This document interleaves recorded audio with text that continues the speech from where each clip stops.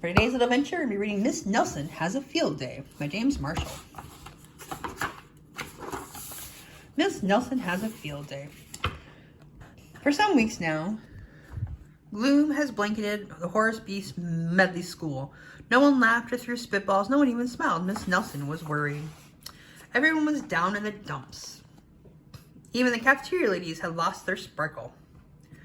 Mr. Blansworth was so depressed he had hid under his desk. It's the worst team in the whole state, he said.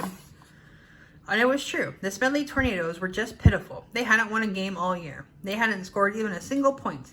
And lately they seemed only interested in horsing around and in giving Coach the business. Why practice, they said. We'll only lose anyways. We're in for it now, said old Pop Hansen, the janitor. The big Thanksgiving game is coming up, and the werewolves from Central are real animals. They'll make mincemeat of our team. What's to be done, said Miss Nelson. You need a real expert, said Pop. That afternoon, while Miss Nelson was grading papers, she heard wild laughter. It was coming from the teacher's lounge. Coach Armstrong had cracked up. I'll make us a fresh pot of coffee, said Miss Nelson. When Coach had calmed down, Miss Nelson took him home in a taxi. You need a nice long rest, she said. The next day, it was announced over the PA that Coach Armstrong would be out for a long time with the measles. Who will take his place, said the kids. Uh-oh. When Miss Nelson passed by Lulu's after school, a serious discussion was going on. We need someone who can really get the team into shape for the big Thanksgiving game, said one kid. Someone who knows how to get results. It's too bad Miss Viola Swamp isn't around, said another. Who, said a kid who was new in town. You've never heard of Viola Swamp, said the first kid. The meanest substitute in the whole wide world. She's a real witch. She'd have no trouble getting results. Mr. Blansworth happened to overhear. He said. Said Miss Nelson, and she was wasting no time in getting home. After rummaging around in her closet, she found what she was looking for. An ugly black sweatsuit that she made an important phone call. I'll be right there, said the voice on the other end. The next day, Mr. Blansworth announced that there would be football practice as usual. Whoever it is, said the guys, let's really give him the business. The doors of the coach office flew open, and out stepped a lady in an ugly black dress. My name is Viola Swamp, said the lady, and I am here to get results. It's Blansworth, cried the guys, and they laughed him off the field. Oh, rats, said Blansworth. How could they tell? Just then the guys heard sound of squeaky tennis shoes.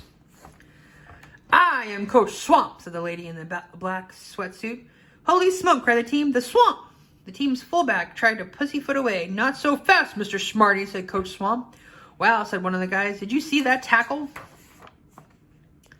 Coach Swamp was a real expert. She put the team to work right away. The guys had never done so many leg raises. More, said Coach Swamp. They never ran so fast. Faster, yelled Coach Swamp. This is murder, said the guys. Pipe down, said Coach Swamp. In only a matter of days, the Smedley Tornadoes were looking better. Coach Swamp really gave them the business. Mr. Blansworth was a little puzzled, however. Who is this Miss Swamp? He asked. Maybe Miss Nelson knows. I'll go ask. Miss Nelson was busy grading papers when Blansworth looked in. I don't want to disturb you, said Blansworth. She probably doesn't know anyway. Down on the field, Coach Swamp was having a little talk with the team. And don't ever think you can horse around again, she said, because the Swamp will be watching. When Coach Armstrong returned after his rest, he was very surprised by what he found. The guys played like a real team. How did this happen, said Coach Armstrong. Said the guys. On Thanksgiving Day, the Tornadoes clobbered the Werewolves 77-3. It was a great day for the Horace B. Medley School. Mr. Blansworth treated the whole team to hot dogs at Lulu's. Miss Nelson went home tired and happy.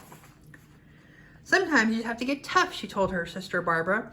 And by the way, thanks for filling in for me. Anytime, said Barbara. Anytime. The end.